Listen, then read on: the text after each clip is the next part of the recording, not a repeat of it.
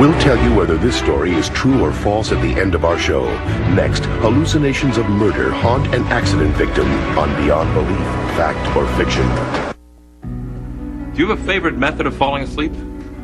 Some prefer a cup of hot chocolate or tea.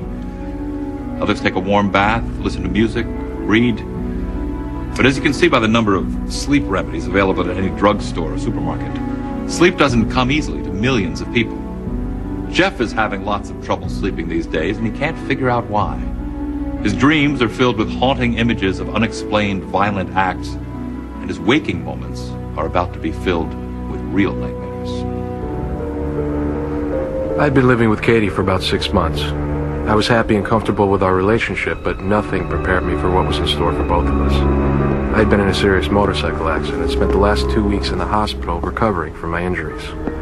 The doctors said I was going to be fine, but I noticed a complete turnaround in my personality. I finally told Katie that I was hallucinating about a man committing murders.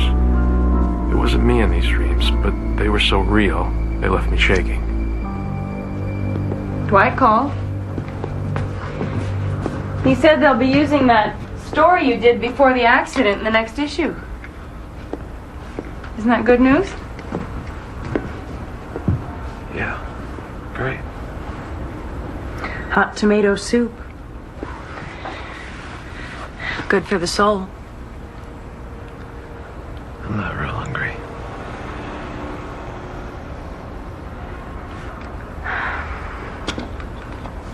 Jeff, you've got to snap out of this. I'm sorry, Katie. I know. I'm trying. I really am. I know. I really am. I love you.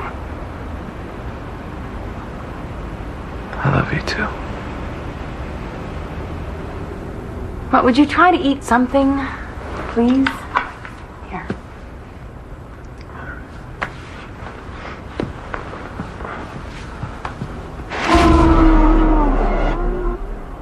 Jeff. Jeff. Oh my God, it's happening again. Jeff. Jeff.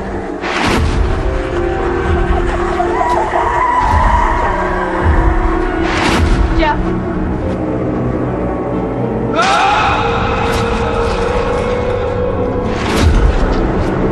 Stop! Jeff. Jeff, it's Katie.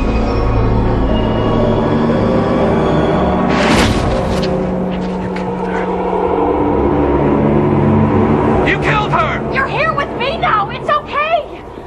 It's okay.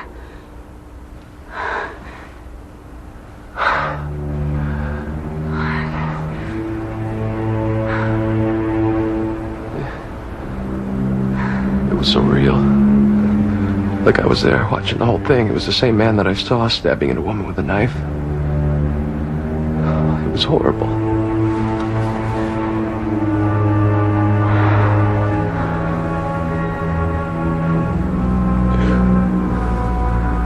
What's happening to me, Katie? I don't know.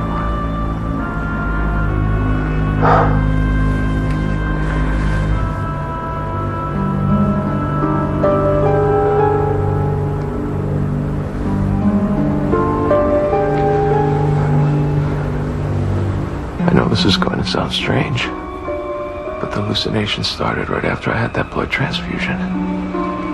What does that have to do with anything? What if there was something in the blood? Something evil? And it takes possession of my mind anytime it wants to.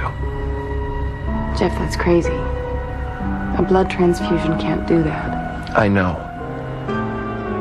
I know. But something's wrong, Katie. Something is definitely wrong. The hallucination didn't come back that night, and I finally got some sleep.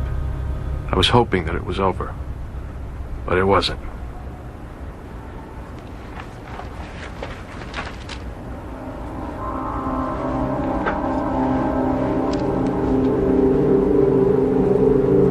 What is it? Another woman was murdered last night a few miles from here. She was stabbed to death. No witnesses.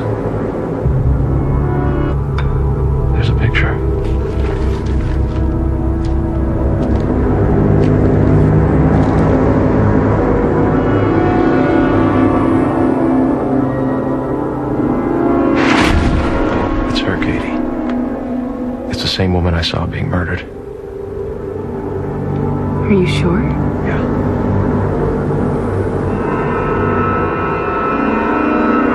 Something is drawing me to the killer. And I think it's because I have his blood inside me. After reading that story in the newspaper, I became obsessed with finding out who my blood donor was. I learned a few dirty tricks while I was in college, and one of them was how to hack into databases. The hospital records were very secure, but after lots of tries, I was getting close to breaking into the files. It was always a challenge to find the right combination, but I had plenty of time.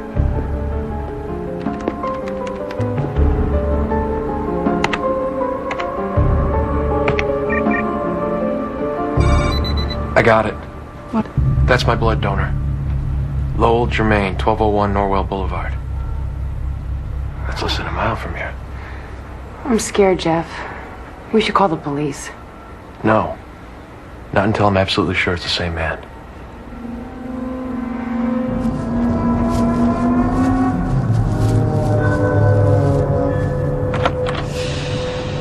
It's him. That's the face I keep seeing.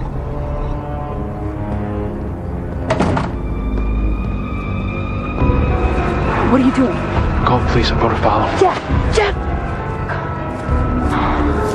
I don't believe this is happening.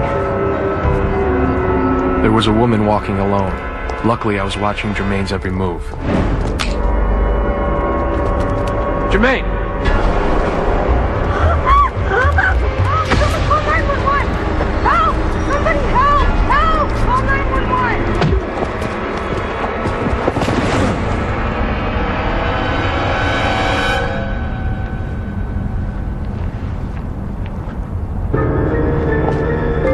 Lowell Germain died instantly, stabbed in the heart by his own knife. I was called a hero for saving a young woman's life and stopping a killer's reign of terror. But I'm no hero.